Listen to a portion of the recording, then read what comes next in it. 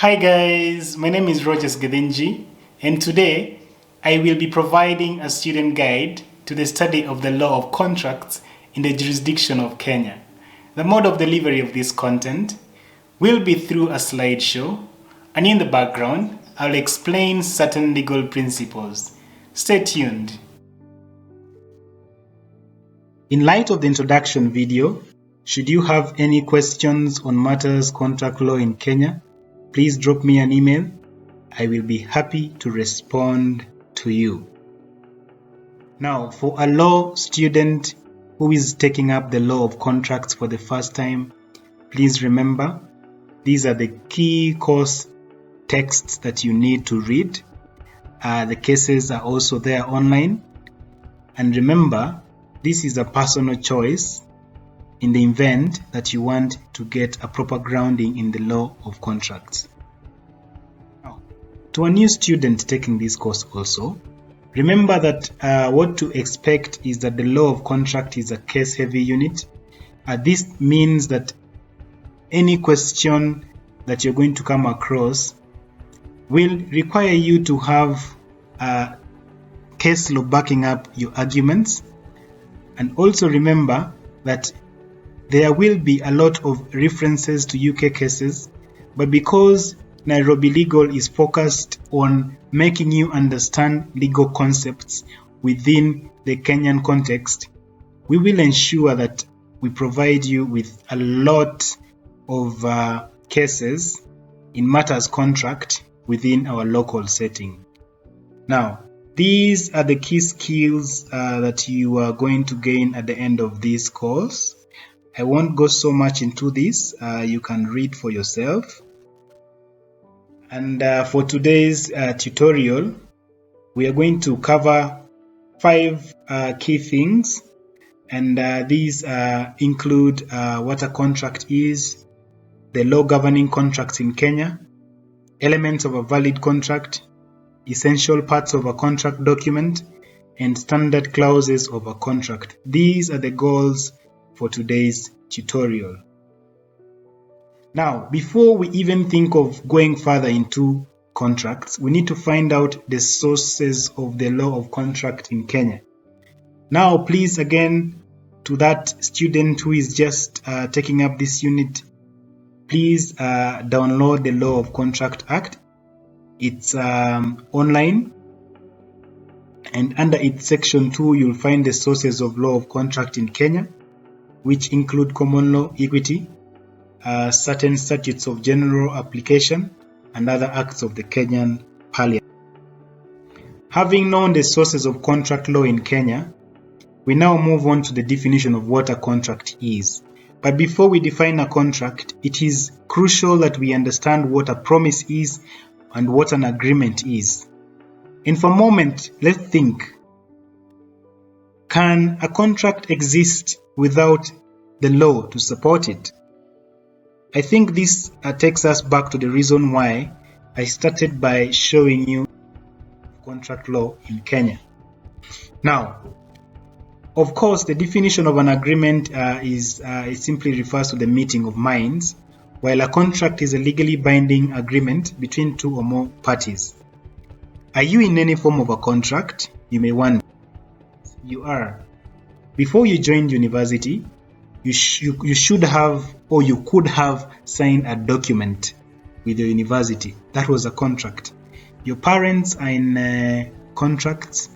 There could be contracts of employment, and I think for practical purposes, please go back home and ask them for their employment contracts so that you can have a feel of the actual document I'm talking about. Having known the examples of contracts, the other thing we need to know are the types of contracts, and these can be seen from 2 different angles, in terms of parties and in terms of validity. So of course the slides have portrayed that already. And so we move on to the next key element or rather aspect of this discussion. So we move into the elements of a valid contract. Remember, if a contract lacks any of these 8 elements, it becomes an invalid contract. It is one thing to have a contract, and it's another to have a valid contract. So you see, we are becoming more specific on what actually matters. Now I'm going to explain each of these elements of a contract and break them down so that we are able to understand them fully. Now, to begin with an offer is an invitation to make a contract. An example would be promising to perform a certain task in exchange for something else. Now you can see already that 2 concepts arise out of the term offer, and these are cross offer and a counter offer.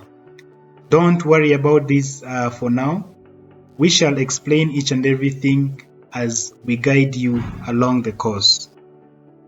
Now, there are rules that govern offers, and these are that the offer should reach the offeree, and remember that offers lapse after a reasonable time, and one should specify what will amount to acceptance.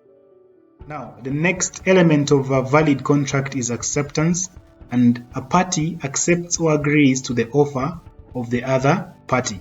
Now, you can already see a link between an offer and acceptance, meaning that a combination of an offer and acceptance gives you an agreement. For the start, we also defined what an agreement is. Now, moving on to the next element of a valid contract, which is capacity. Capacity can be seen from an angle of a mental element and the legal ability of the parties to enter into a binding contract.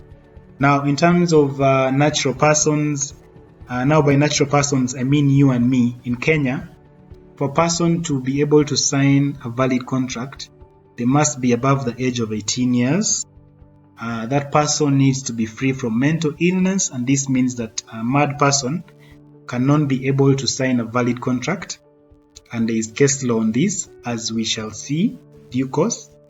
Also, a person under the influence of alcohol and drugs cannot sign a valid contract because it takes away the capacity for them to know what exactly they are doing. The other person that can sign a contract, remember, we have a natural person and an artificial person, and so companies are also, because they're separate legal entities, they can be able to enter into contracts, and this is normally done by the directors of such companies. The next key element of a valid contract is consent. The parties must have entered into the contract by their own will, meaning that no one can actually force you to enter into a contract. And once you show that there was no consent on your side, then the contract ceases to be a valid one. So the factors which affect consent are duress and undue influence. An example here would be where one signs a contract under threats. Still, case law will be provided in this regard. On to the next element of a valid contract is consideration. It is the monetary or equivalent value that either party in a contract receives. Remember, it must be mutual, and that is both parties must receive something of value, and it can either be in form of money or goods. And it's also important to understand that where there is no consideration, the item or service becomes a gift. So this actually tells you how important consideration is. The next element of a valid contract is intention. Remember that both parties must have the intention to become legally bound. Now, most of you guys, you've been involved in domestic agreements in your homes, and the purpose of this intention is to differentiate domestic agreements from commercial agreements. An example of a domestic agreement would be your parents telling you to join law school, and upon getting your degree, they will buy you a car. Now, that is not a legally binding contract, because initially the purpose of this agreement was simply to inspire you to go to school. It is not legally binding because both parties, which means you and your parent, have no intention to become legally bound, and this means that later on your parents can not fulfill that promise, and there's nothing you can do about it. So this is the essence of intention. The next element is legality. A contract is only enforceable if it is premised on a legal objective or subject matter. So an example here would be, again, if Njoki plants bang in Western Kenya and he distributes it to Okello in Nairobi, and these two have entered into a contract. Maybe Okello wants 10,000 bags of bang by the end of each week, and Njoki fails to deliver. Okello cannot be able to enforce this contract because the subject matter of the contract is already illegal. Bang is not allowed as a form of a product transacting in Kenya. So remember that the contract must be in accordance with the law.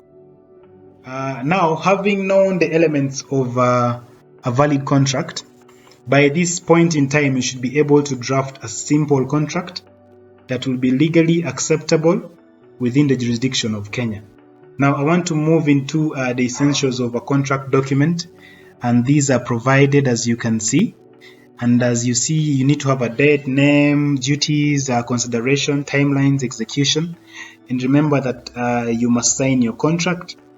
And for artificial persons, and these could be companies, not actually could be, these are companies, the authorized persons must sign and seal it. And lastly, such a contract must be witnessed. We are coming to the end of this first part of contract law. And remember, as you come up with that simple contract, there are standard clauses in a contract that you must have. And these are the force majeure clause, the termination clause, the conflict resolution clause, and the confidentiality clause. Now you can see how the explanations have been given. The first clause simply limits your liability in the event that certain circumstances occur that you can't be able to deliver what you promised. An example of this would be in the current situation. A lot of people have lost their jobs because their contracts have been frustrated by the coronavirus. No employer predicted this, so they are able to cut you off or lay you off as an employee, and they will have this defense of a frustrated contract. So this clause is always very important when you're drafting your contract because it limits your liability. Then, of course, the termination clause that provides for fair exit procedure for either party. And in most contracts, there is a time limit within which a contract is valid. The other is the conflict resolution clause, meaning that should a dispute arise in future, you can write a clause and say maybe we should resolve it through mediation or arbitration, or we should refer the matter to courts of law. And lastly, should you want some information to stay confidential as you sign a contract, you can include a confidentiality clause so that confidential information shared is to remain confidential between the parties. Now, with this already, you can be able to draft a simple contract that is legally binding so long as you follow the key elements of a valid contract, the essentials of a contract document, and incorporate these standard clauses in the contract. So this brings us to the end of contract part 1. Remember to subscribe to Nairobi Legal. Thank you.